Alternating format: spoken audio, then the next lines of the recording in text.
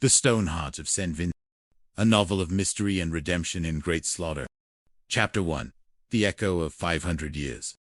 The mist clung to the rolling hills of Great Slaughter like a shroud of grey silk, damp and unyielding. It was a morning that felt heavy with the weight of centuries.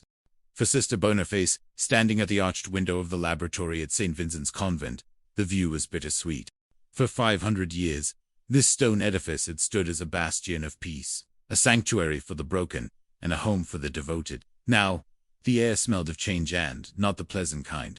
It smelled of cold ink on legal contracts and the diesel fumes of progress. 500 years, she whispered, her breath fogging the glass. Enduring, perennial, this be the time of our queen. She wasn't just reciting history, she was reciting a eulogy. The convent was being sold. The land, which had seen the rise and fall of kings, was destined to become Lord Adam's Sedgwick Towers, a modern development that, in Boniface's eyes, looked more like a skeletal cage than a home. In the courtyard below, the rehearsals for the pageant were underway. Miss Thimble, the town's most anxious music teacher, was waving her baton with frantic energy. No, no, no, no, Dottie! The voice of Sister Peter boomed from the makeshift stage. Music needs to flow around my words like a river, not a flood. Dottie, do remember, your cue is the Reverend Mother symbolically handing over the key. So sorry, Dottie squeaked, clutching her sheet music. I was worried I'd miss it. Sister Boniface smiled despite the ache in her chest. The pageant was Reverend Mother Adrian's idea, way for the sisters to go out with their heads held high, even as they stared down the barrel of displacement. It was an odd time to celebrate, but as the Reverend Mother often said, the Lord loves a joyful noise, even in the midst of a storm. A sharp knock at the lab door broke her reverie. Inspector Sam Gillespie stood there, looking uncomfortable in his tweed jacket. Beside him was Felix Livingston, the young, earnest sergeant, who had become like a son to the sisters. Inspector Boniface greeted them, turning from the window. I assume you aren't here for a chemical analysis of the sacramental wine. Sam sighed, rubbing the back of his neck. Lord Sedgwick is here, and a Mr. Panessa. They've brought a model of the proposed development. They want it on stage for the speeches tomorrow.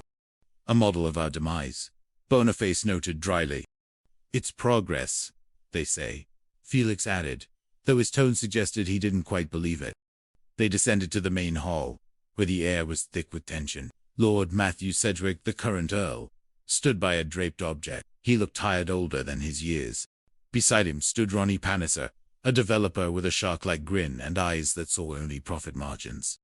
Ah, Sister Boniface, Lord Matthew said, his voice strained. I know this is difficult. My father loves St. Vincent dearly. I just wish, well, circumstances being what they are. Circumstances usually involve a lack of imagination. My Lord Boniface replied gently. Suddenly, the heavy oak doors swung open. A woman entered with the stride of someone who owned the world. She was dressed in sharp London fashion, a camera slung over her shoulder, and a notebook tucked under her arm. Ruth, Sam gasped. Ruth Penny. In the flesh, Sam. Or, as much flesh as a journalist is allowed these days. Ruth replied, her eyes sparkling with a familiar mischief. The room shifted. Ruth Penny was a force of nature, a woman who had left Great Slaughter to chase headlines but had never truly left the hearts of those she'd left behind. I'm working on a story, Ruth explained, ignoring the stunned silence. How the St. Vincent's development could be rolled out nationwide, a blueprint for modern living in ancient spaces. Tomorrow's about the story of this town, Miss Penny, interjected Lynn Goodwin, the council leader, who had appeared from the shadows. Not world domination. I shall be doing the unveiling.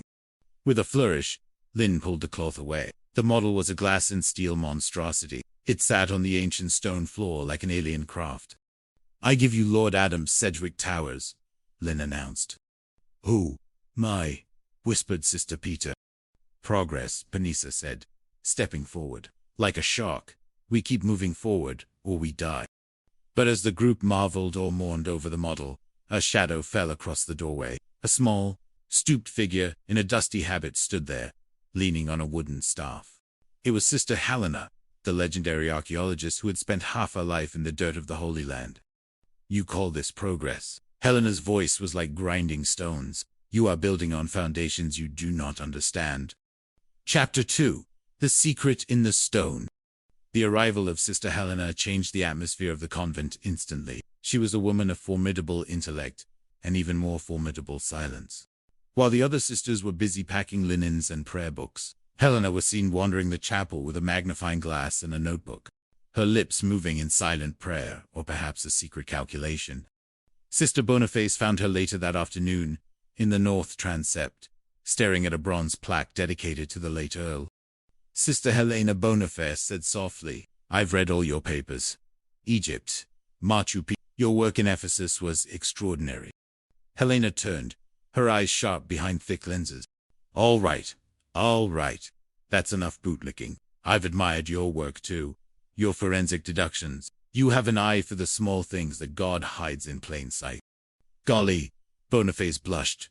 "But why are you here now? You examined this chapel years ago." Helena leaned in, her voice a conspiratorial whisper. "The Lord works in mysterious ways. Sister, did I miss something then? Perhaps? Or perhaps it wasn't time for it to be found. But now, with the wolves at the gate, we shall speak further at dinner." But dinner would never come for Sister Helena. The evening was a blur of activity. The town was buzzing with the news of the sale. At the local pub, the Stag and Hound, the talk was divided between those who welcomed the new jobs and those who felt the soul of Great Slaughter was being sold for 30 pieces of silver. In the dark room of the convent, Peggy, the young civilian assistant at the police station, was helping Sister Boniface develop some archival photos. "I'm going to miss this, Sister," Peggy said, her hands stained with developer fluid. "The cases, the mysteries, the way you always see the truth." "The truth is always there," Peggy Boniface replied. "It's just that people are very good at standing in front of it." A frantic knocking interrupted them. It was Sister Peter, her face pale.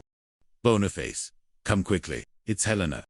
They ran to the chapel. The air was cold, smelling of extinguished beeswax and ancient dust. There, at the foot of the altar, lay Sister Helena. Her staff was broken beside her. Her eyes, which had seen the wonders of the ancient world, were fixed on the vaulted ceiling. Inspector Gillespie arrived minutes later, his face set in a grim mask. He knelt beside the body, his professional detachment struggling against the personal grief of seeing a member of the St. Vincent family fall on. "Blunt force trauma to the back of the head," Sam muttered. "She never saw it coming." Boniface knelt on the other side. She didn't look at the wound yet. She looked at the habit.